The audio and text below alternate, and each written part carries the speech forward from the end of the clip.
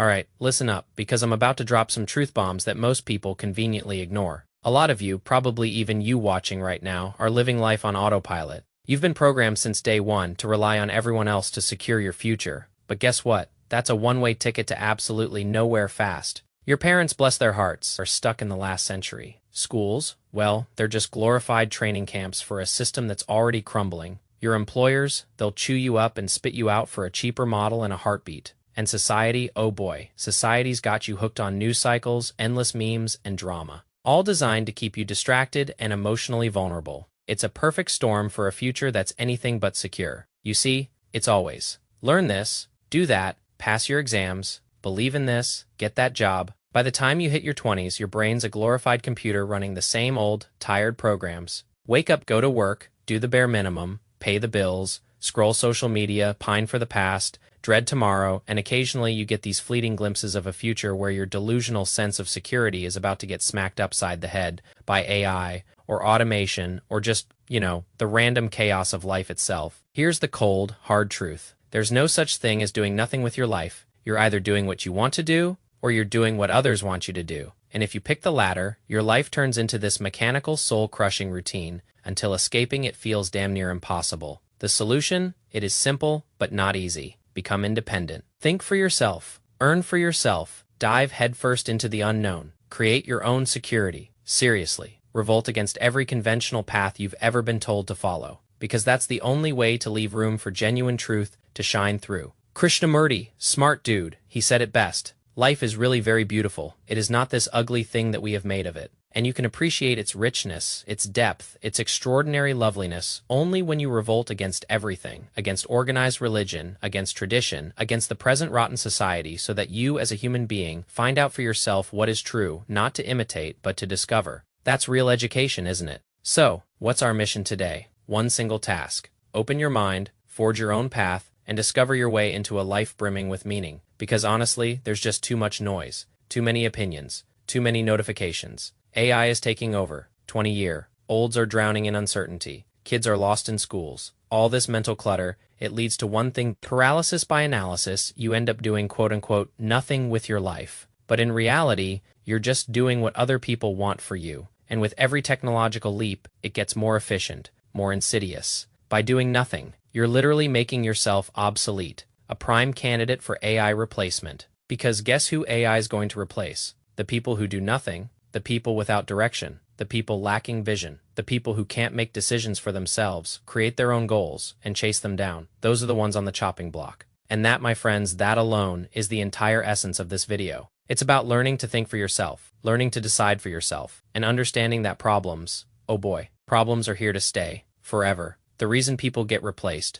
it's because the problems they solve can be solved more easily by a machine. But here's the kicker, that just creates more problems. It's a never-ending cycle. So, the million-dollar question for this entire video is, how do we choose and pursue the things that will actually secure our future? When those things are constantly shifting, like sand in a desert wind, with technology changing the landscape faster than we can blink, how do we keep up? How do we stay on top? The skill you absolutely need to master is hunting. You need to learn to hunt for your own survival. You can't find true enjoyment in life if you don't know how to hunt. You're assigned material to read for exams, a routine to complete tasks at your job, beliefs, and values to survive in your culture. The problem with assigned goals is that the path to achieve them is already laid out. You're doing something that's been done 1,000 times, or you're just a cog in someone else's dream machine, repeating tasks a visionary assigned to you to build their empire, not your own, your very psyche, your mind. It's hardwired to hunt for survival. Seriously. Put a chimpanzee in a fluorescent-lit cubicle for 8 hours a day. Do you honestly think it would thrive? Of course not.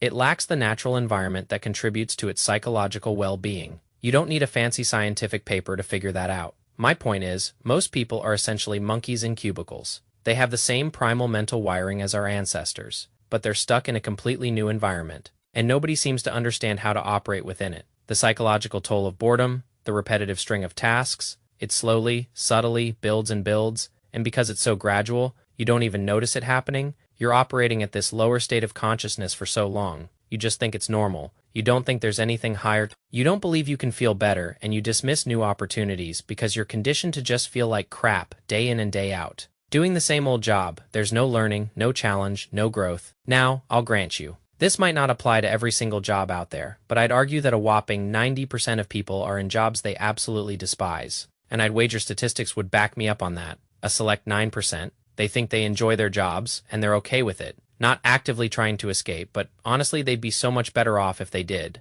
Then there's the elusive 1%, the chosen few, where all the psychological markers align perfectly and they genuinely love their work. If you're in that 1%, hey, this doesn't apply to you if you're genuinely happy and have total autonomy in your life. Keep that job. But that's 1%. People, just let that sink in before you continue watching. So if you're in the 99% stuck in jobs or careers, or life paths that lead to this psychological insecurity masquerading as security, you really only have a few options. You can focus on the predictable future and get anxious, so you numb your mind with distractions, or you can dwell on the familiar past and get bored. So again, you numb your mind with distractions. Or, and this is the big one, you can set a new goal, take back control of your life, and start navigating the exhilarating unknown. That's the only place you can truly learn, grow, and expand. Without a goal, distraction becomes your default tow hunt. It's to discover knowledge, skills, ideas, and opportunities that help you achieve the goals you set for yourself. And once those goals are conquered, you need another one ready to go so you don't get lost.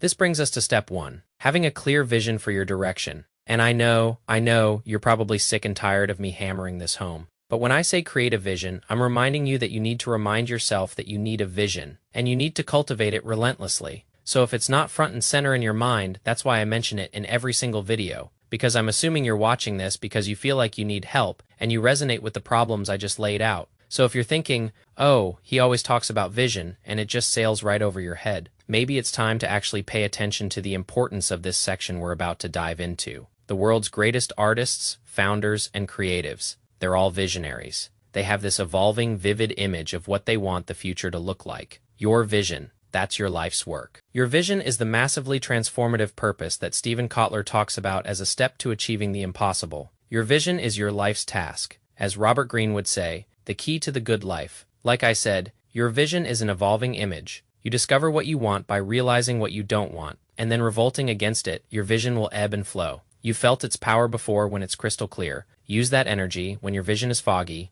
Keep an open mind for the lessons life is trying to teach you. Because here's a lesson, your vision isn't always going to be clear. My vision isn't always clear. It just doesn't happen. That's the cycle of life. You go through curiosity, intensity, consistency, and then feeling lost. The cycle spins, and you feel lost. And then you get curious about something new, because you're open-minded while feeling lost, not drowning in the emotions that come with it. You spot an opportunity, you get curious, you dive in, then you enter this season of intensity where you build. Maybe it's a business, maybe your body, whatever it is, you have that intense motivation. But here's where most people stumble. If you don't systemize along the way, when that inevitable crash comes, you won't have the consistency to keep going. So if you systemize what works, and you build something sustainable from all that intensity and energy, then consistency just becomes easy. It becomes a part of your life. You elevate your baseline state of consciousness, your well-being, and your overall enjoyment. The second thing, after vision, is goals for clarity. This is crucial. Set a 10-year goal, set a 1-year goal, set monthly goals, set weekly goals, set daily goals, and then forget about them all. Wait, what? Hear me out. You need goals to reorient your mind towards the habits you must form, the habits that create the future you choose. You need goals to build the system that will achieve those goals. You need goals so your mind, this incredible pattern recognition machine, can notice and store information that aids in achieving those goals. You probably won't hit all of them. They probably won't keep you motivated forever. Use them to reverse. Engineer what you need to do to reach your vision. Then, once you've done that, forget about them. By now, you might be wondering, okay, how do a vision and goals help me avoid living someone else's life, or not getting replaced by AI? It's simple. The people getting replaced by AI are achieving the goals that AI helps them achieve. Instead of becoming visionaries who use AI as a tool to further their own goals, you become a free thinker, a master, simply by having a vision and a goal for your future. But understand this. Those things are fickle. They're guides. They're so far out there, we need to bring it closer so we can act with confidence every single day. That leads us to step 3, which is systems for progress. There's a great quote from James Clear: winners and losers have the same goals. Now, a system can't exist without a goal, and a goal won't be achieved without a system. What is a system in terms relevant to your life? It's a series of actions or processes that lead to a specific result. We see these in the forms of habits, routines, rituals, practice, and repetition. In the important areas of real life, we're talking about conscious systems aligned with a self-generated goal, not unconscious, pre-programmed systems aimed at assigned goals. There's a huge difference there. Self-generated goals evolve when achieved, assigned goals stay the same, and the methods of achieving them just become more efficient with time, eventually getting replaced by technology. If you want to make money, you need a system for writing content every day to generate traffic. I talk about this in our writer tool. If you want to get fit, you need a system for training and eating, preferably one you find enjoyable and sustainable. If you want a better relationship, you need a system for communication and connection. But understand that one system doesn't fit all. The path to full control over your future is to solve your own problem with a unique system, and then sell that solution over and over again, constantly evolving as society's personal and collective problems do. That's how you adapt, and you can see this happening on social media right now. If you've been following me for a bit, you know, I don't think the creator economy can be reduced to just people making content for a job. I see it as a way of life. Being a creator, right? The word creator. What does that bring up for you?